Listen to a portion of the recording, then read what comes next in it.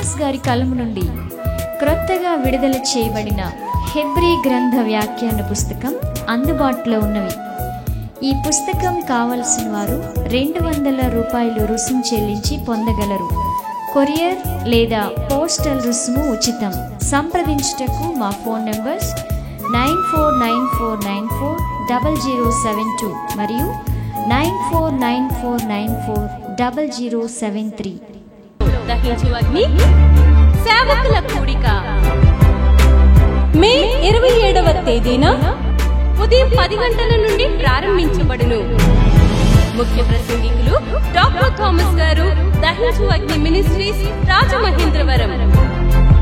స్థలం దహించు అగ్ని auditorium, Nataraj theatre, Rajamahendravaram.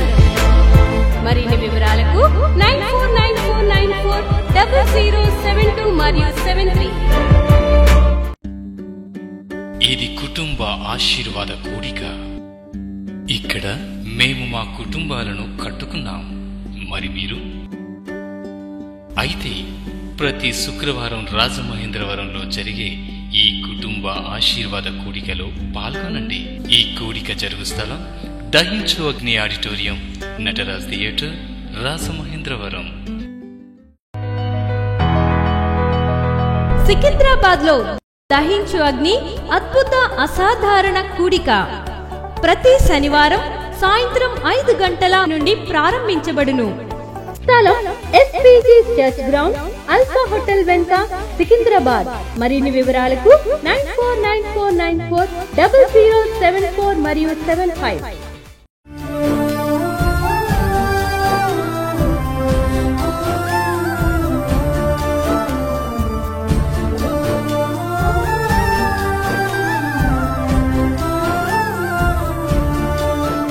So ఈరోజు మనం రోమీలకు రాసిన మొదటి పత్రికను మనం ఈరోజు ధ్యానం చేయబోతున్నాం. హల్లెలూయా. ఇందులో ఈ రోమా పత్రికను ఎవరు రాశారు? అపోస్తులుడైన పౌలు ఈ రోమా పత్రికను రాశాడు. ఈ రోమా పత్రికను పౌలు రాస్తున్నప్పుడు అతను ఇంకా రోమాని విజిట్ చేయలేదు, రోమ్లో ఉన్న సంఘాన్ని విజిట్ చేయలేదు. వెళ్ళాలనుకుంటున్నాడు, రోమ్కి వెళ్ళాలి, రోమ్లో ఉన్న సంఘాన్ని విజిట్ చేయాలి అనుకుంటున్నాడు, కానీ అతనికి వీలు కావట్లేదు. సో విజిట్ చెయ్యకుండా అతను ఏం చేస్తున్నాడంటే ఈ లెటర్ని రాస్తున్నాడు. హల్లెలూయా. సో ఈ యొక్క లెటర్లో ఎక్కువ దేని కొరకు కనబడుతుందంటే దేవుణ్ణి ఎలా పరిచయం చేస్తాడంటే అపోస్తులైన పౌలు కృపగా పరిచయం చేస్తాడు. ఏం చేస్తాడు? ఏసే కృప, ఏసే కృప, ఏసు బలియాగం చేయడం ద్వారా ఆ కృప వెల్లడి అయింది. సో ఆ కృపనంతటిని ఎక్స్ప్లెయిన్ చేస్తూ వస్తాడు. పౌలు ఇంట్రడ్యూస్ చేసుకుంటున్నాడు, పౌలు తనను తాను పరిచయం చేసుకుంటున్నాడు, గ్రీటింగ్స్ చెప్తున్నాడు. గ్రీటింగ్స్ చెప్తున్నాడు. గ్రీటింగ్స్ చెప్తూ పౌలు ఏ విషయం గురించి మాట్లాడుతున్నాడంటే పౌలుకి యేసు ఎలా అర్థమయ్యాడో పౌలు ఏం చేస్తున్నాడంటే వివరిస్తున్నాడు. హల్లెలూయా. ఒక్కొక్కరికి యేసే గురించి ఒక్కొక్క అండర్స్టాండింగ్ ఉంటుంది.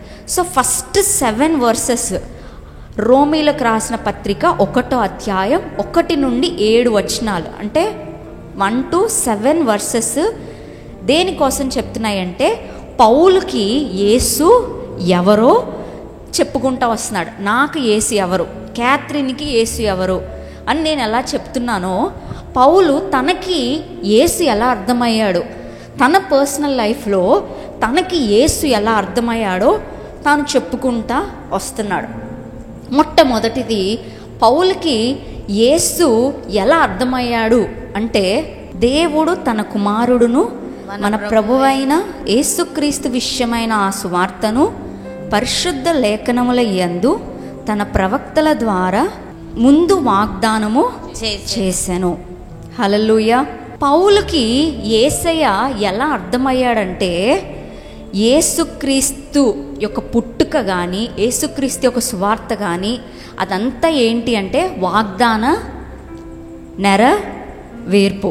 ఏం చెప్పండి? ఫస్ట్ పాయింట్ ఏంటంటే యేసుక్రీస్తు యొక్క సువార్త వాగ్దాన నెరవేర్పు. వాగ్దాన నెరవేర్పు ఏంటి అని కనుక మనం చూస్తే, ఒకవేళ యేసయ్య కోసం ఏ ప్రవక్తలు ప్రవచించలేదు, ధర్మశాస్త్రంలో యేసయ్య కోసమే ఎక్కడ రాయలేదు, రాయకుండా ఇప్పుడు సడన్గా యేసయ్య వచ్చాడు అనుకోండి శరీరధారిగా, ఎవరైనా నమ్ముతారా? యూదులు నమ్మడానికి అవకాశం ఉందా? నమ్మడానికి అవకాశం లేదు. అందుకనే యేసు ప్రభు యొక్క రాక కోసం, యేసు ప్రభు ఈ లోకానికి వస్తాడని, ఆయన ఒక కన్యక గర్భాన పుడతాడని, ఆ యొక్క శిశువు ఆ కన్యక గర్భంన పుట్టిన యేసు క్రీస్తు వల్ల ఈ లోకమంతటికి రక్షణ వస్తుందని ముందుగానే ఎవరు రాశారు? ముందుగానే ఎవరి ద్వారా ప్రవచించారంటే చాలామంది ప్రవక్తలు దేవుని ప్రేరేపణ చేత ఏం చేశారంటే ప్రవచించారు. హల్లెలూయా. ఒకే ఒక్క ప్రవచనాన్ని నేను చూపిస్తాను. యేసయ్య కోసం చాలా ప్రవచనాలు ఉన్నాయి, ఒకే ఒక్క ప్రవచనాన్ని చూపిస్తాను. యెషయా గ్రంథం 7వ అధ్యాయం 14వ వచనాన్ని ఒకసారి చదవండి. కాబట్టి ప్రభువు తానే ఒక సూచన మీకు చూపును, ఆలకించుడి. కన్యక గర్భవతి అయి కుమారుని కని అతనికి ఇమ్మానుయేలని పేరు పెట్టును. ఈ ప్రవచనము యేసయ్య రాకముందు వచ్చిందా? యేసయ్య పుట్టిన తర్వాత ఎవరైనా పలికారా? యేసయ్య పుట్టక ముందే, కొన్ని వేల సంవత్సరాల క్రితమే ప్రవక్త అయిన యెషయా చెప్తున్నాడు, కన్యక గర్భమందు ఒక శిశువు పుట్టబోతున్నాడు.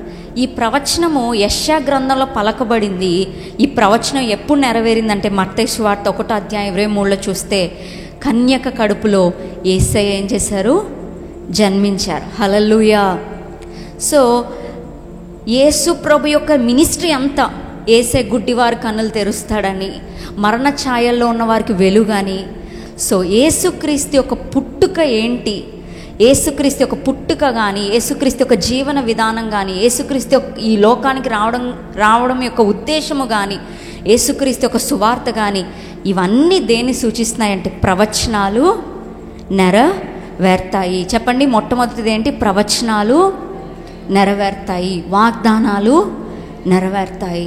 మీకు ఎప్పుడో వాగ్దానం వచ్చింది, యేసయ్య గురించి ఎప్పుడో ప్రవచనం వచ్చింది, నెరవేరిందా? నెరవేరలేదా? నెరవేరింది. నీకు దేవుడిచ్చిన ప్రతి వాగ్దానము, ప్రతి ప్రవచనము నువ్వు మర్చిపోయినా దేవుడు జ్ఞాపకం చేసుకుని వాటిని జరిగిస్తాడు. దేవుడు జ్ఞాపకం చేసుకుని ప్రతి ప్రవచనాన్ని నెరవేరుస్తాడు. హల్లెలూయా. నీ జీవితంలో పలకబడిన ప్రతి మాట నెరవేరుతుంది. సో ఇది మొదటిది. పౌలుకి యేసయ్య ఎలా అర్థమయ్యాడంటే, యేసుక్రీస్తు యొక్క సువార్త వాగ్దానం యొక్క నెరవేర్పు. రెండవది పౌలుకి ఎలా అర్థమయ్యాడో చూడండి.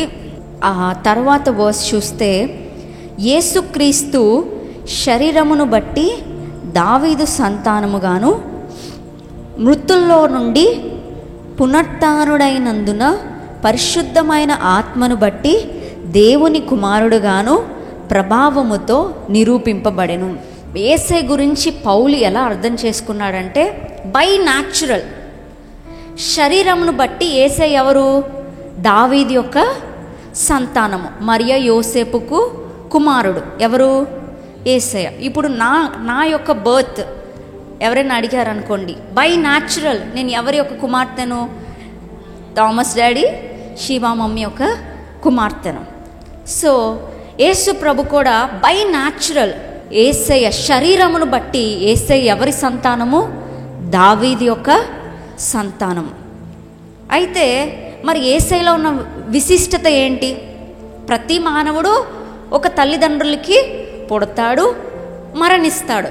కానీ యేసయ్యలో ఉన్న విశిష్టత ఏంటి అని అంటే, యేసు ప్రభు అంట దేవుని కుమారుడుగా ఎప్పుడు లోకం గుర్తించింది అంటే, యేసు ప్రభు మరణించడం మాత్రమే కాదు, మరణించి తిరిగి లేచాడు. యేసు ప్రభు పునరుత్థానుడయ్యాడు. ఆ పునరుత్థానం బట్టి లోకమంతటికి నిరూపింపబడింది, యేసయ్య కేవలం దావీదు సంతానం మాత్రమే కాదు, యేసయ్య దేవుని కుమారుడు కూడా. హల్లెలూయా.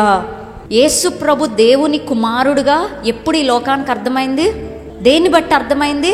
యేసయ్య చనిపోవడం మాత్రమే కాదు, చనిపోయి తిరిగి లేవడం బట్టి యేసయ్య దేవుని కుమారుడని అర్థమైంది. సో యేసయ్య న్యాచురల్గా దావీదు యొక్క సంతానము. ఆత్మను బట్టి యేసయ్య ఎవరు? దేవుని కుమారుడు. దేవుని కుమారుడుగా రూఢి చేసింది ఏంటి? యేసయ్య యొక్క పునరుత్థానం. రెండవ టాపిక్ ఏంటంటే యేసు ఎవరు అనంటే పునరుత్థానము. యేసు పునరుత్థానం చెందుటను బట్టి యేసు దేవుని కుమారుడుగా ఈ లోకము గుర్తించింది. ఇప్పుడు నన్ను ఎవరైనా అడిగారు అనుకో, నువ్వు ఎవరు, నీ ఐడెంటిటీ ఏంటి, నువ్వు ఎవరివి అనంటే నేనేం చెప్తాను? నేను థామస్ గారు షీబా గారి యొక్క కుమార్తెను. అది నా ఐడెంటిటీ. యేసు ప్రభుకు కూడా ఒక ఐడెంటిటీ ఉంది, ఆయన దావీదు సంతానం నుండి వచ్చాడని. కానీ దానికంటే ఒక ముఖ్యమైనది ఒక విషయం ఉంది. నేను థామస్ డాడీ షీబా మమ్మీకి పుట్టినా కూడా నేను యేసయ్యని నమ్ముట చేత నాకు కూడా మరణము లేదు. నేను చనిపోయినా ఏం చేస్తాను? తిరిగి లేస్తాను. యేసు ఎలా అయితే మరణించినా కూడా తిరిగి లేచాడో, నేను మరణించినా కూడా తిరిగి లేస్తాను. ఎందుకంటే నేను యేసయ్యని విశ్వసిస్తున్నాను కాబట్టి. హల్లెలూయా. సో పునరుత్థానం అనేది దేనికి సూచన అంటే మనం యేసయ్య యొక్క పిల్లలని చెప్పడానికి. దేనికి సూచన? ఎవరైనా అడిగారు అనుకోండి, మీరెలా దేవుని పిల్లలయ్యారు, మీరెలా దేవుని పిల్లలయ్యారు? యేసయ్యని కూడా అడిగి ఉంటారు. తండ్రి యొక్క కుమారుడు అని చెప్పుకుంటాను, నువ్వెలా కుమారుడు అయ్యావు? కానీ అందరికీ కళ్ళకి కట్టినట్లుగా చూపించింది ఏంటంటే పునరుత్థానము. ఏంటి చెప్పండి? యేసయ్య దేవుని కుమారుడు అని లోకానికి తెలియజేసింది ఏంటంటే పునరుత్థానము. అదే పునరుత్థానము యేసయ్య ఏం చేశాడు? యేసయ్య ద్వారా మనకి కలిగింది. మనం చనిపోయినా కూడా ఆ మరుక్షణమే మనం ఏం చేస్తాం? కళ్ళు తెరుస్తాం. యేసయ్య ఎలా పునరుత్థానుడయ్యాడో మనం కూడా యేసుతో పాటు మనం కూడా పునరుత్థానులమే. హల్లెలూయా. అందుకనే ఈ లోకమంతా గుర్తిస్తుంది మనము దేవుని పిల్లలమని. హల్లెలూయా. సో మూడవది, పౌలుకి యేసు ఎలా అర్థమయ్యాడు అనంటే చూడండి ఆ నెక్స్ట్ వర్స్. ఈయన నామం నిమిత్తము సమస్త జనులు విశ్వాసమునకు విధేయులగునట్లు ఈయన ద్వారా మేము కృపను అపోస్తలత్వమును పొందితిమి. కృపను అపోస్తలత్వము పొందితిమి. యేసయ్య మాత్రమే ఇచ్చే 2 గిఫ్ట్స్ ఉన్నాయి. అంటే ఇంకా అవి ఎవరు ఇవ్వలేరు. హోలీ స్పిరిట్ కూడా వాటిని డిపాజిట్ చేయలేరు, తండ్రి అయిన దేవుడు కూడా డిపాజిట్. అంటే జీసస్సే పెక్యులారిటీ. జీసస్కు ఉన్న పెక్యులారిటీ ఏంటి అని అంటే 2 ఉన్నాయి. ఏంటంటే కృప, అపోస్తలత్వం. ఏంటి చెప్పండి? కృప. యేసు ద్వారా కలిగేవి 2 ఉన్నాయి. ఒకటి కృప, రెండోది అపోస్తలత్వం. హల్లెలూయా. 5 రకాల పిలుపులు ఉన్నాయి. సువార్తికులు, కాపరులు, బోధకులు, ప్రవక్తలు, అపోస్తులు. ఇవి అన్నీ యేసయ్యకి ముందే వచ్చేసాయి, అన్నీ కనబడుతున్నాయి. ప్రవక్తలు ఓల్డ్ టెస్ట్మెంట్లో ఉన్నారా లేరా? ఉన్నారు. యేసు ప్రభు చేత ఏర్పరచబడిన అపోస్తులు. ఒక వాక్యం చూపిస్తాను చూడండి. అపోస్తుల కార్యము 1వ అధ్యాయం 1వ వచనం ఒకసారి చదవండి.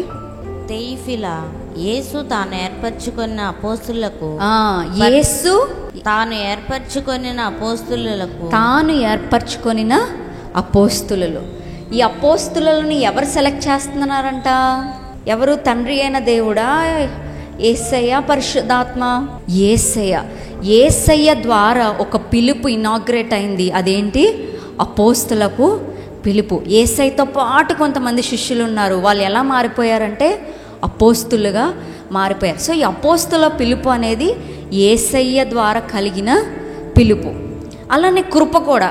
మరి పాత నిబంధనలో కృప కనిపించట్లేదా అంటే కృప కనిపిస్తుంది. చాలాసార్లు కీర్తనకారుడైన దావీదు అంటాడు, నీ కృప అధికంగా ఉంది, భూమి కంటే ఆకాశం ఎంత ఉన్నతంగా ఉందో యెహోవా తన యందు భయభక్తులు గల వారి యెడల ఆయన కృప అంత అధికముగా ఉంచి ఉన్నారు. సో కృప అని కనబడుతుంది పాత నిబంధనలో కూడా. మరి మీరేంటి కొత్తగా యేసయ్య ద్వారే కృప కలుగుతుందని మీరు ఎలా చెప్తున్నారు అని అంటే, పాత నిబంధనలో కృప యొక్క ఛాయ కనబడింది. ఏం చెప్పండి? క్యాథరిన్ యొక్క షాడో. జీసస్ కృప, ఆ కృప ఎలా కనిపించింది?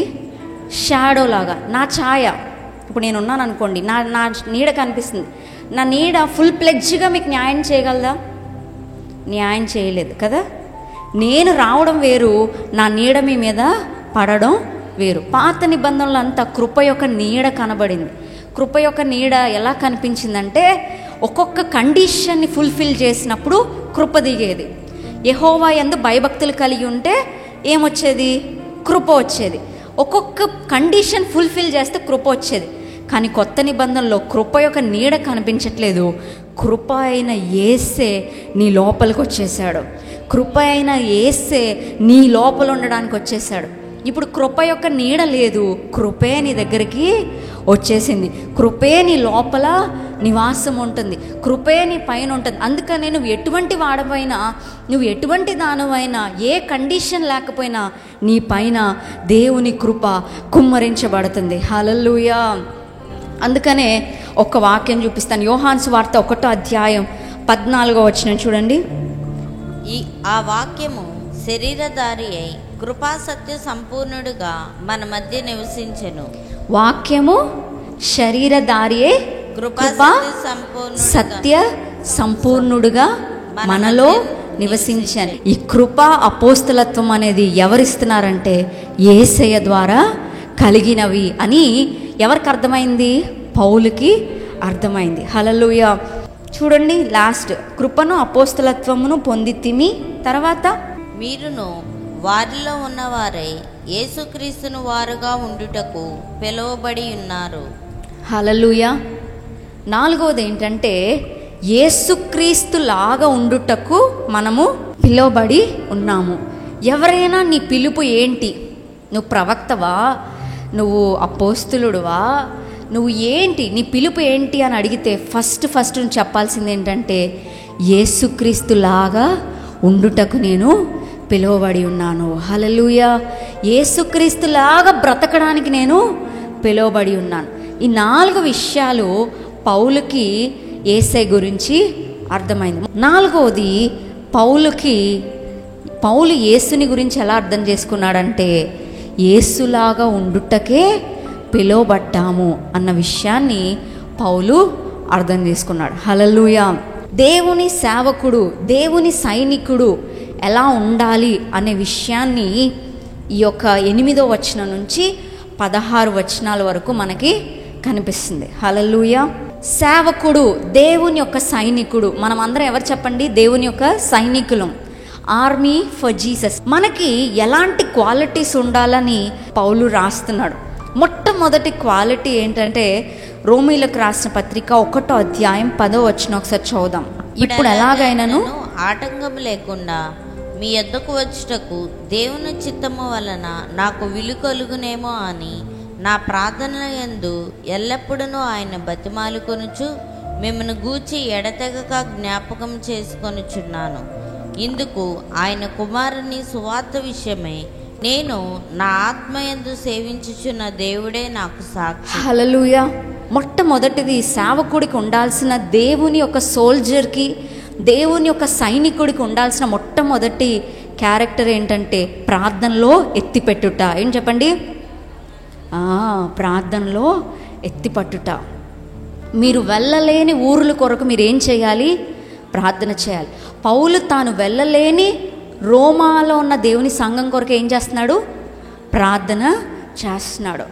మీరు వెళ్ళలేని నార్త్ ఇండియా కొరకు మీరు ఏం చేయాలి? ప్రార్థన చేయాలి. మీరు వెళ్ళలేని పట్టణాలు, మీరు దర్శించలేని ప్రాంతాలు కొరకు మీరు ఏం చేయాలంటే ప్రార్థన చేయాలి. దేవుని ఆత్మలను మీరేం చేయాలి? ప్రార్థనలో ఎత్తి పెట్టాలి. హల్లెలూయా. పౌలంట ప్రార్థనలో ఏం చేశాడంట? ఎత్తిపట్టాడంట. మీరు అంటారేమో నా కోసం ప్రార్థన చేసుకోవడానికే టైం లేదు, ఇంకా ఎక్కడో ఏదో ఊరిలో ఉన్న వాళ్ళ కోసం నేను ఎలా ప్రార్థన చేస్తాను? లేదు. దేవుని సైనికుడు, దేవుని సేవకుడికి ఉండాల్సిన క్యారెక్టర్ ఏంటంటే ప్రార్థనలో ఎత్తిపెట్టుట. హల్లెలూయా. నేనైతే నాకు ఎవరైనా ప్రేయర్ రిక్వెస్ట్ చెప్తే వెంటనే నేను ఒక బుక్లో రాసుకుని వాళ్ళ కోసం ప్రార్థన చేస్తాను. మరలా ఎంక్వైరీ చేస్తాను. చాలా రోజులు గుర్తొస్తుంది, అద్భుతం జరిగిందా లేదా, లేదు అని అంటే నీకు జాబ్ వచ్చిందా లేదా అని అడుగుతాను. ఎందుకంటే ఆ విషయం కోసం నేను ప్రార్థన చేస్తున్నాను. కాబట్టి దేవుడు ఒక సేవకుడిలో చూసే లక్షణం ఏంటంటే ప్రార్థనలో మనం ఏం చేయాలి? ఎత్తి పెట్టాలి. సంఘంలో, మన సంఘంలో చాలామంది ఉన్నారు, వారందరి కొరకు మనం ఏం చేయాలి? ప్రార్థనలో ఎత్తి పెట్టాలి. ఆత్మలు, నశించిపోతున్న ఆత్మల కొరకు ప్రార్థనలో ఎత్తి పెట్టాలి. హల్లెలూయా. సో ఇది మొట్టమొదటిది. రెండవది, ఈ పౌలు దేని కొరకు ప్రార్థన చేస్తున్నాడంటే చూడండి 11వ వచనం, మీరు స్థిరపడవలన. రెండవది ఏంటంటే సంఘమును స్థిరపరచుట. ఏంటి చెప్పండి? సంఘమును స్థిరపరచుట. హల్లెలూయా. కొంచెం భక్తి చేస్తున్నారు, ఆ కొంచెం భక్తి చేసే వాళ్ళు మన లోపాలు కనిపెట్టామనుకోండి, వాళ్ళు ఏం చేస్తారు? వెనక్కి వెళ్ళిపోతారు. కొంచెం భక్తి చేస్తున్నారు, వారికి నువ్వు అభ్యంతరంగా ఉన్నావు అనుకోండి, వాళ్ళు ఏం చేస్తారు? వెనక్కి వెళ్ళిపోతారు. ఆ కొంచెం భక్తి చేస్తున్న వాళ్ళు నువ్వేం చేయాలి? సంఘంలో స్థిరపరచాలి. హల్లెలూయా. అందరూ ఒకలాగే ఉండరు కదా, ఒక్కొక్కరు ఒక్కొక్క స్వభావంతో ఉంటారు, ఒక్కొక్కరికి ఒక్కొక్క బలహీనత ఉంటుంది. ఒకళ్ళు బాగా ప్రార్థన చేస్తారు, ఒకళ్ళు బాగా ప్రార్థన చేయలేరు. ఒకళ్ళు పరిశుద్ధంగా ఉంటారు, ఒకళ్ళు పరిశుద్ధంగా ఉండలేరు. కానీ దేవుని బిడ్డగా, దేవుని సేవకుడిగా నువ్వు చేయాల్సిన డ్యూటీ ఏంటంటే సంఘంలో స్థిరపరచాలి. హల్లెలూయా. మూడవది ఏంటంటే ఆదరించుట. ఏం చెప్పండి? ఆదరించాలి.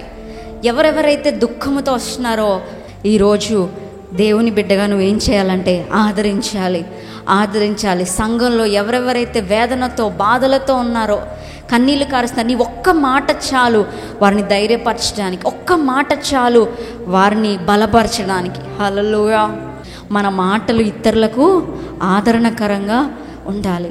ఎవరెవరైతే ఏడుస్తూ, నలిగిపోతూ, హృదయంలో, జీవితంలో అన్నీ ఉన్నారో అలాంటి వాళ్ళని మీరే వారి దగ్గరికి వెళ్ళి ఏం చేయాలి? ఆదరణను ఇవ్వాలి. హల్లెలూయా. పరిశుద్ధాత్మని యొక్క క్వాలిటీ ఏంటంటే ఆదరణ కర్త. నాలుగవది ఏంటంటే గివర్స్. సేవకులు ఎవరు చెప్పండి? ఇచ్చేవాళ్ళు. సేవకులు ఎవరు? ఇచ్చేవాళ్ళు. లైఫ్ లాంగ్ ఇస్తూనే ఉండాలి, టైం అంతా ఇస్తూనే ఉండాలి. ఒక్కొక్కసారి నాకు చాలా విసుకొచ్చేస్తుంది. రాత్రి 2 గంటలకి 3 గంటలకు కూడా ఫోన్లు చేసి ప్రేయర్ చేయించుకునే వాళ్ళు ఉన్నారు. నేను పడుకోవద్దా అనుకుంటాను మనసులో, కానీ నా మనసు ఒప్పుకోదు. నాకు నిద్రలో ఉన్నా కూడా నేను ఫోన్ ఎత్తుతాను. ఎందుకు అంటే వాళ్ళు ఏదో అవసరతలో ఉన్నారు. సేవకుడి దగ్గర దేవుడు చూసే ముఖ్యమైన క్యారెక్టర్ ఏంటంటే నువ్వు ఇవ్వాలి, పంచిపెట్టాలి. నీ టైం అంతటినీ పంచిపెట్టాలి, నీకున్న ప్రేమనంతటినీ పంచిపెట్టాలి. స్వార్థం లేకుండా దేవుని పనిలో ధనం అంతటినీ ఖర్చు పెట్టాలి. సోల్జర్స్కున్న క్వాలిటీ ఏంటంటే గివర్స్. ఏం చెప్పండి? ఇచ్చేవాళ్ళు. ఇతరుల కోసం బ్రతికేవాళ్ళు, ఇతరుల రక్షణ కొరకు ప్రాణాన్ని ధారపోసేవారు. ఒక్కొక్కసారి సేవకుడు ప్రాణాన్ని కూడా ధారపోయాల్సి వస్తుంది. దేవుని రాజ్యంలో ఉన్న సైనికులైన మీరు కూడా ఇచ్చేవారు. ఒక్కొక్కసారి మీ ప్రాణాన్ని కూడా దేవుని కొరకు అర్పణగా ఇవ్వాల్సి వస్తుంది. మీ ఆరోగ్యాన్ని ఇవ్వాలి, మీ టాలెంట్స్ని ఇవ్వాలి, మీకున్న బలాన్ని ఇవ్వాలి, మీకున్న సామర్థ్యాన్ని ఇవ్వాలి.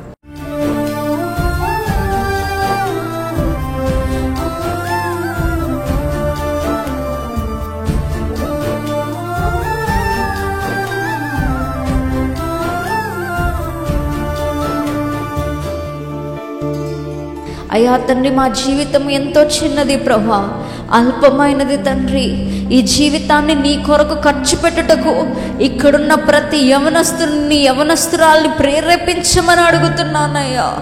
ఇక్కడున్న యవనస్తులందరూ మంచి సైనికులుగా మార్చబడుదురుగాక.